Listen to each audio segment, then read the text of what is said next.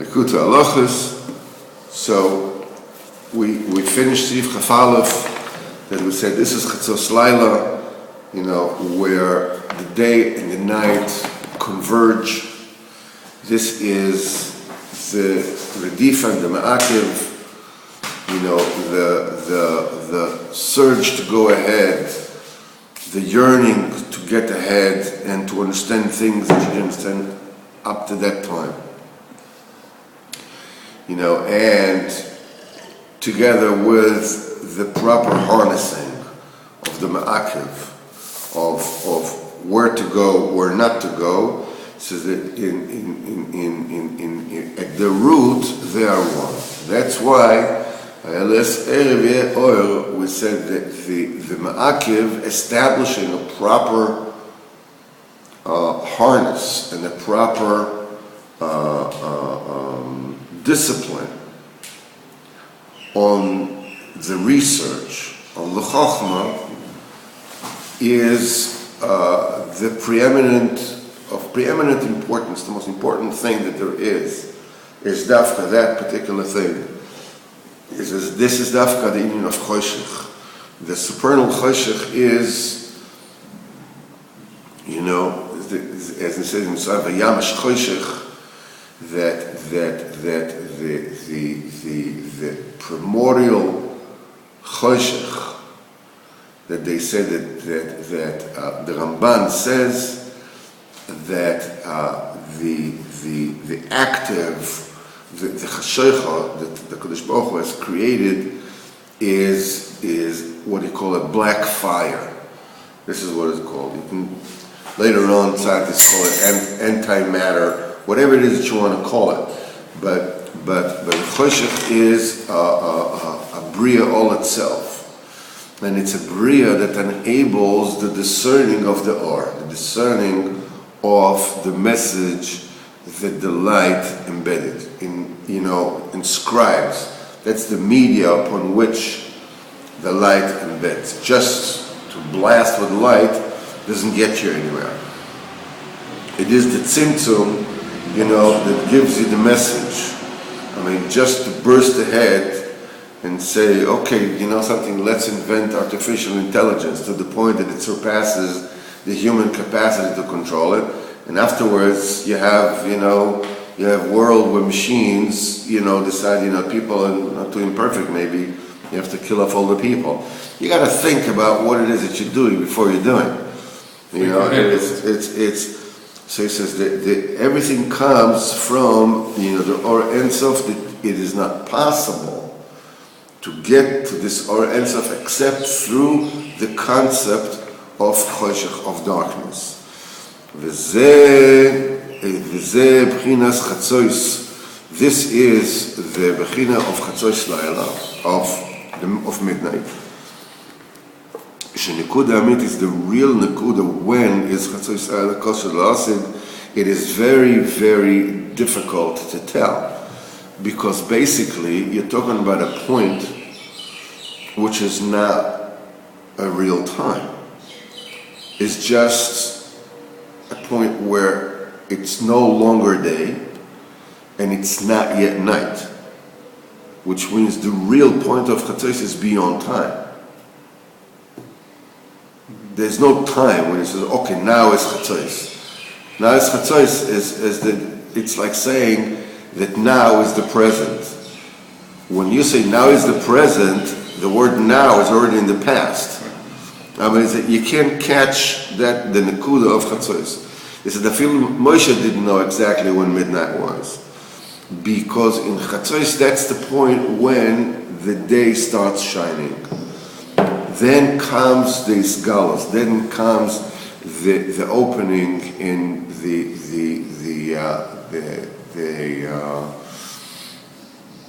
revelation of the godness of HaKadosh Baruch Hu, which is P'chinas Or Ein Sof.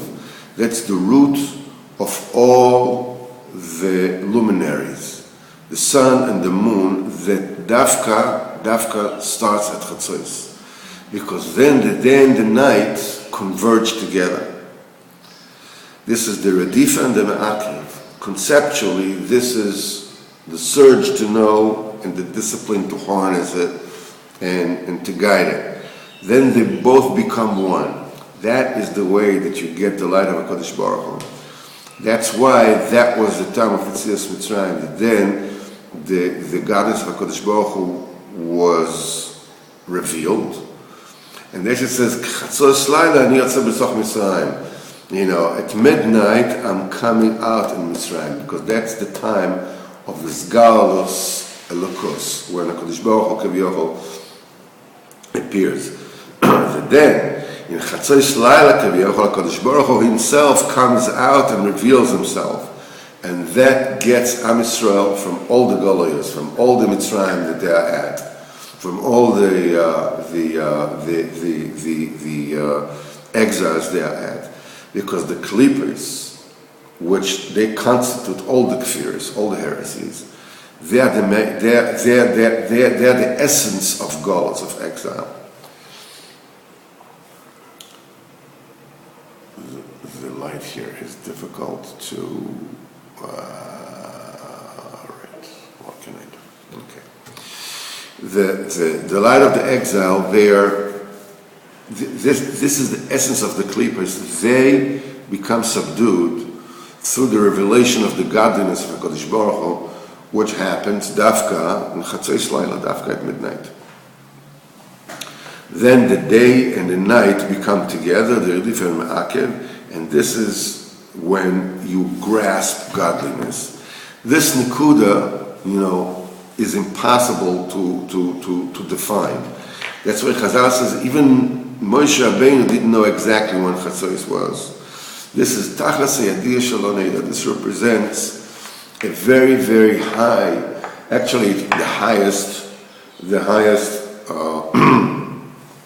level of human knowledge and comprehension, when the knowing and not knowing becomes one. And it's impossible to understand how does knowing and not knowing get together. You can't, beyond that, you just don't know. Before that, you do know. But where they actually meet, they are one. That's why they say that when the Kodesh Baruch Hu says, the Kodesh Baruch Hu, finished it says, Yom HaShvi, it's the seventh day, V'yachlu HaShamayim v'Haaretz v'chol tzva'am. This is when the Bria finished, on the seventh day. And then we say the Kodesh Baruch Hu rested on the seventh day. What the Chachamim were demanded by Talmai, the king of Egypt, to translate the Torah to Greek. To Greek. That was the first, that was the international language. That was the English of those days. So this is to Greek. He took 70 Chachamim, and he put each one in a different chamber, and he ordered them to translate the Torah. See if it's all matching. Yes, that it's all matching. And the Kodesh Baruch Hu gave them each Ruach HaKodesh to change exactly the same things that each other thing. One of the changes that they made is that, is the Arnevis, they say that's this unkosher, that a rabbit, that it's not kosher. They changed the name, the Greek name for rabbit, the fleet of foot. Why? Because Talmai's wife, her name was the Greek word for rabbit. So if they would have put this word there, they said, they're laughing at me. They put my wife's name in the Torah. So they all had the same idea to change the word from rabbit to the fleet-footed animal. Okay? The second thing that they changed was that particular Indian. They said that, he says, Vaychal Elokim b'yom hashvi'i l'chto asher asa, Vayishbos, that Hashem finished all his work on the seventh day, Vayishbos b'yom hashvi'i, and he rested on the seventh day. So how can it be that he finished on the seventh day and he rested on the seventh day? Either he finished or he rested. If it finished means that he was doing. If it means that he rested, he wasn't doing.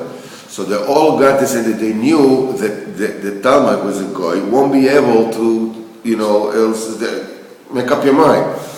So they all had the same idea. They said he finished in 6 days. On the 7th day he rested, because they knew that it's going to, it's going to put his mind into a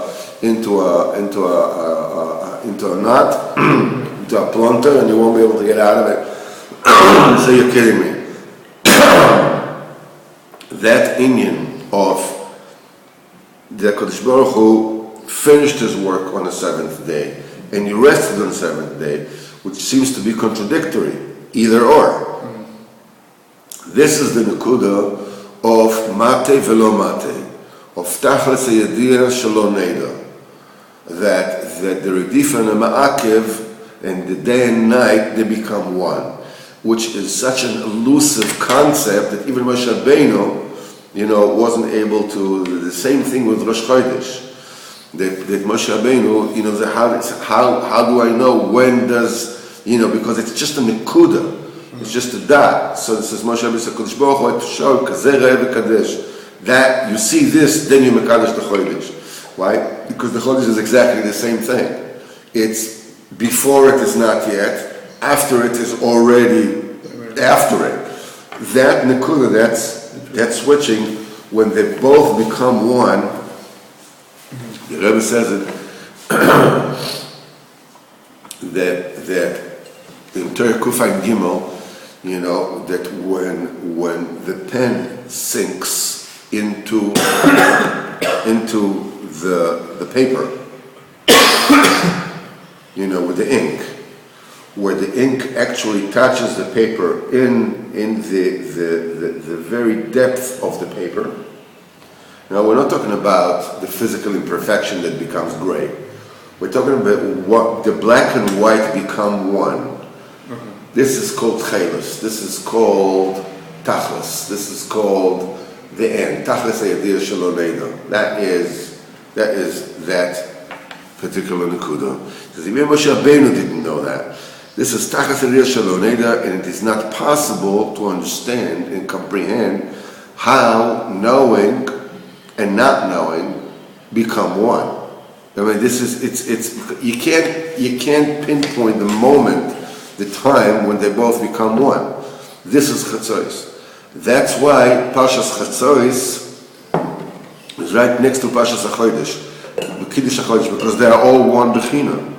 The Soida Ibor, the secret of the Ibor, which is the secret of being Mekadosh HaChodesh, in order to fulfill the damage of the Levana, which means the damage of the Levana means that the actual borderline between the day and the night, has been breached. That's called Pgimas Levana. Why the Levana wanted to overtake its boundary, and because of that it became less. You want to know more, you want to become a professor, and you end up knowing less. What the heck are they, the Rabbanim? What do they know? It's when you don't have the discipline to tell when to stop, you're ending up totally, diminishing and melting away Chochmah. The Levana said, it's impossible to two kings, to rule under, with one crown.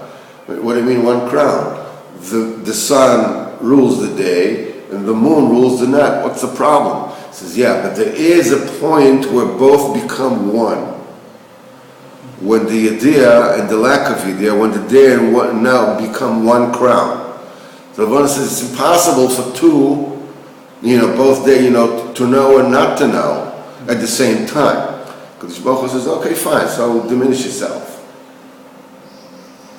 So it's a big secret, because the Levana actually said the truth. He says it's not possible in the human mind to discern Kadosh Baruch Hu Elachinami. So go diminish yourself. So the Levana says, because I said something good, you're telling me, you're punishing me? So the Kadosh Baruch Hu made the start. What's the pshat? This is big mysteries that are embedded in this particular exchange. But this is the sod, this is the secret where the sun and the moon become one. And this is why Chazal said, what Moshe Rabbeinu didn't know when Chatzos is, and David HaMelech knew. Because it says, don't know Chatzos la'ala akon, you know, I wake up at Chatzos to say to you, David HaMelech was doing Chatzos. So Chazal said, whoa. Moshe Rabbeinu didn't know when Chatzos is, and David HaMelech knew. How can it be possible? There was a violin that was hanging on top of David's bed. And it says that as at midnight comes the northern wind, and it blows through the hum through the strings of the violin of David HaMelech, and that was his alarm clock, and it woke him up. Because Moshe is Pchinas Chama. Moshe represents knowing.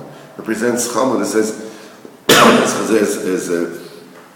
Pnei Moshe k'pnei Chama, Olam Tereva, Pnei Yeshua k'pnei Levana. So Moshe represents the Chama. Pnei Moshe k'pnei Chamas. The Gemara says it in Baba Basra. And David is the Levana. David presents the Malchus. Malchus David, you know, was named Shalto Levana. Since Moshe Rabbeinu did not get the true Nekuda of Chatzos, how is it possible that David HaMelech was the Levana for him to get? Moshe didn't get it, the son didn't get it, so David's the Levana will get it. And he says, no, there was a violin that was hanging on top of the bed of David, and when Chatzos would come, it would play on its own. This is how you would know when midnight is. The kinnor, the violin of David HaMelech, is the pchina of simcha that comes through the asara mina negina, the 10 types of music. As Rabbeinu says, alei asor v'alei nova alei geom b'chinor ki simchtan Hashem efalecha. In other words, it is 3, the simcha of mitzvah. It is the rejoicing of the mitzvah that comes from Kinno Shel David. This is how you are zoicha to be masig the light of Ein Sof, which is mati velo mati, which is, you can get it through the redif and the ma'akev, the tight discipline of that which chases and that which holds back. This is the secret of Chatzos Amos. This is the he knew when Chatzos is. This is the mystery of Chatzos Laila and the mystery of Kiddush HaChodesh. Tomorrow we'll continue and explain why Dafka David HaMelech was the one who was zeicha to ascertain it and to get it.